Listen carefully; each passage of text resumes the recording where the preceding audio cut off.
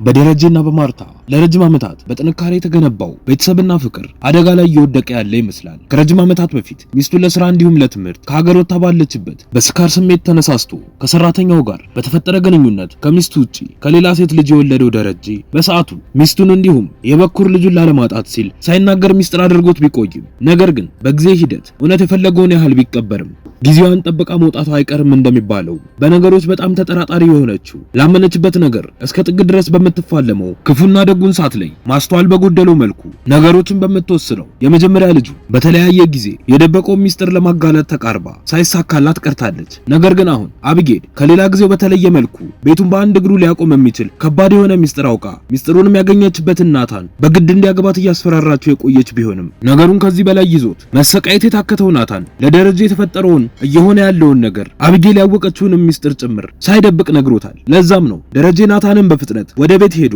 መኝታ ቤት አስገብቷት ከዛም እንዳትወጣ አድርጎ እንዲጠብቀው ወደ ቤት የላከው። ናታን ወደ ቤት ሄዶ መኝታ ክፍሉም እንደገባ አቢጌል ተከትለው ትመጣለች። ትቀጥልና እየጠራሁህ ሰምተኸኝ ለምንድነው ጥለኸኝ የገባኸው? እኔ እኮ ሚስትህ ነኝ። ለምንድነው የማትስመኝ? ውጪ ውለህ ስትገባ እንደዚህ ነው ትሪት የምታደርገኝ ብላ ስትለው ናታንም እኮ እኔ ያንቺ ባል ሰምኛለሽ፣ እዚህ ምድር ላይ እኔና አንቺ ብቻ ብንቀር ለራሱ መቼም ነው የማላገባሽ እሺ ብሎ አስረግጦ ይነግራታል። በዛን ሰዓት ጨዋታቸውን ጨርሰው ዳጣና ውሃ እንዲሁም ምጥን ወደ ቤት እየገቡ ነበር። እዛው ባሉበትም ደረጀ ከውጪ በነዴት በሩን በርግዶ ወደ ውስጥ ይገባና ሁላችሁም ወደ የክፍላችሁ ግቡ ብሎ ሲጮህባቸው ምጥን ወደ ቤቷ ውሃም ወደ ክፍሏ ተሯሩጠው ይሄዳሉ። ዳጣ ግን እዛው በቆመችበት ግራ በመጋባት እንዲሁም በጭንቀት ስሜት ውስጥ ሆና እንዲህ አባዬ ምን ሆነክ ነው ብላ ስትጠይቀው ደረጀ የሷን ጥያቄ ችላ ብሎ አቢጌል የት ናት ብሎ ይጮህባታል። ደረጀ እንደመጣ ሳያውቁ የናታን ክፍል ውስጥ ሆነው እየተጨቃጨቁ የነበሩትና አቢጌልም አሁን ድረስ ጭቅጭቃቸውን አላቆሙም ነበር። እሷም ትቀጥልና ይሁልክ ሰማኛለህ ወደ ሳይሆን በግድህ እኔ የምልህም ብቻ ታደርጋለህ እሺ ብላ ስታስፈራራው ናታንም የዛኔ እሺ ስልሽ የምር ቀለበት ማድረግልሽ መስሎሽ ነበር እንዴ?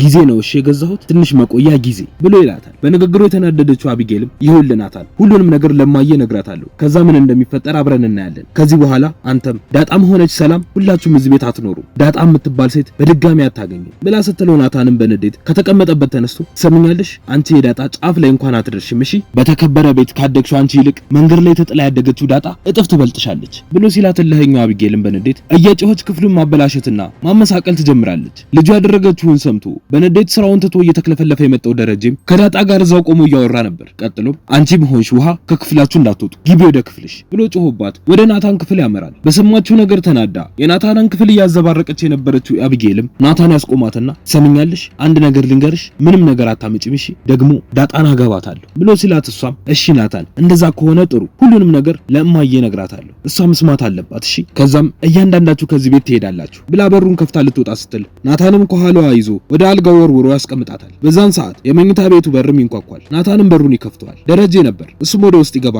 ቁልፉን ሰጥቶት እንዲወጣ ለናታን ይነግረውና ያስወጣዋል። ናታንም ወደ ሳሎን ሲሄድ ዳጣን ሳሎን ተቀምጣ ያገኛትና ማውራት ይጀምራሉ። እሷም ትቀጥልና ምንድነው የተፈጠረው? አባዬ እኮ በጣም ተቆጥቷል። አንተም ከኤቢ ጋር ስትጨቃጨቁ ነበር። ቆይ እሺ ምንድነው እየተፈጠረ ያለው? ቆይ ለአባዬ ነገርከው እንዴ ብላ ስትጠይቀው ናታንም አዎ ነገርኩት፣ ምንም ነገር ማድረግ አልቻልኩም፣ ከዚህ በላይ ልታገሳት አልቻልኩም፣ እሷ ምንም አትሆንም፣ ሁሌም ቢሆን ከመማር ይልቅ ከቀን ወደ ቀን እየባሰባት ነው ያለው። በቃ አባዬ ከዚህ በኋላ እንደፈለገ ያድርጋት፣ አያገባኝም፣ የራሷ ጉዳይ ነው፣ እኔ በቃ ራሴን ነፃ አውጥቻለሁ ብሎ ይላታል። ናታንን ከክፍሉ አስወጥቶ ከበኩር ልጁ ጋር የተፋጠጠው ደረጀን በንዴት ምንድነው ያወቅሽው ብሎ ሲጠይቃት አቢጌልም አባዬ በጣም ይቅርታ ብላ ስትለው እሱም በንዴት ስንት ጊዜ ነው ይቅርታ? ስንት ጊዜ ነው ምህረት? ሰምኛለሽ ይሄ የመጨረሻችን ነው። አንቺ ዛሬ አይደለም ጥፋት የጀመርሽው፣ እንደ ምድጃ እሳት ቀስ እያልሽ ስርሽን ሰደሽ አሁን ለኔ ሰደድ እሳት ሆንሽብኝ። እቤቴን ልታነጂው ምንም አልቀረሽም አንቺ ልጅ። ወይኔ ምን ላድርግሽ? ያለብኝ ጉዳል በቃ ብሎ ልጁን ገደለ ልባል? ንገሪኝ እስቲ። ወይኔ ደረጀ አሁን ያወቅሽውን ነገር ንገሪኝ። ናታን ያስቀመጠውን ነገር ለምን ነካሽ? ይኸውልሽ ነፍስሽን ከስጋሽ ሳለየው በፊት ንገሪኝ ብሎ ሲጠይቃት አቢጌልም አባዬ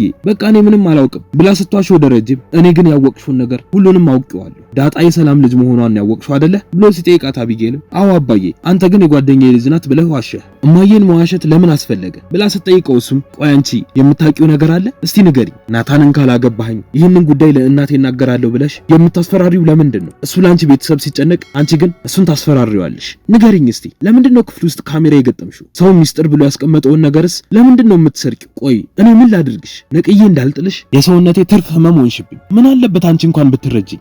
ለምን እንደዋሸው በምን ታውቂያለሽ? ሰምኛለሽ ክብሬ፣ ትዳሬ፣ ማንነቴ፣ ሁሉ ነገሬ ድምጥማጡ እየጠፋ ነው ያለው። ለዚህ ግን አንቺ በፍጹም ሰበብ አትሆኝም። ጨክነሽ ግን ለማርታ ልትነግሪያት ነው? አባዬ ዋሽቷል ልትያት ነው? ለዳጣስ ሰላም እናትሽ ናት ልትያት ነው? ቆይ በምን ልቅጣሽ? እስቲ ንገሪኝ። ሰምኛለሽ? ቤተሰብ፣ እህት፣ ወንድም ማለት ምን እንደሆነ እስኪገባሽ ድረስ ከዚህ ክፍል አትወጪም። በኃላፊነት እንዲሁም እውነት ምን ማለት እንደሆነ እስኪገባሽ ድረስ ከዚህ ክፍል ንቅንቅ እላለሁ ብትይና ድምጽሽ ቢሰማ ሬሳሽ ነው ከዚህ ክፍል የሚወጣው ብሎ ስልኳን ይዞባት በሩን ቆልፎት ጥሏት ይወጣል። ወደ ሳሎም ሲሄድ ናታንን ያገኘውና አጠገቡም ተቀምጦ ናታን፣ አሁን ያንተን አይኔ ማየት ድፍረት የለኝም። በጣም ሸክሙ ከብዶኛል። ጉልበቴ በሙሉ ተብረከረከ።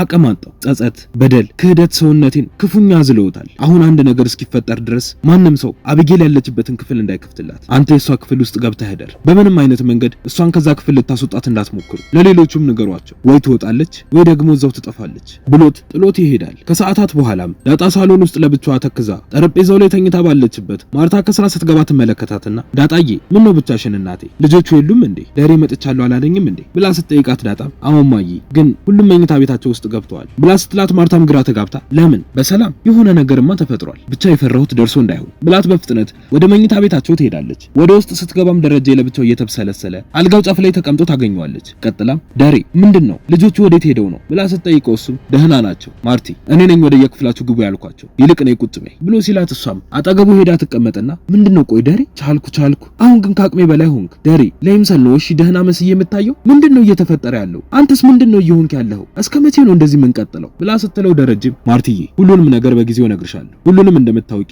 ካንቺ የተሰወረ ነገር እንደሌለ አውቃለሁ። ሁሉንም ለኔ ብለሽ ነው የተውሽው። እንግዲህ ማርቲ፣ ብዙ ነገሮች ሳልጠብቃቸው ግን ያለፍኳቸው ችግሮች አሉ። ህልም የሚመስሉ የተጻፉ የፊልም ስክሪፕቶች፣ ድርሰት የሚመስሉ ችግሮች ተፈጥረዋል። ማርታ፣ አሁን በቅቶኛል። እያንዳንዱን ነገር ታውቂዋለሽ። ለምንም ነገር ተዘጋጂ። ፀሐይ በምዕራብ ሊወጣ እንደሚችል፣ እሳትም እንደ በረዶ ሊቀዘቅዝ እንደሚችል፣ አንበሳም አድኖ የያዛትን ሚዳቆ አዝኖም ሊተዋት እንደሚችል አስቢ። የዚህን ያህል ራስሽን አዘጋጂ። ዛሬ ባይሆንም ነገ ከነገ ወዲያ እናወራለን።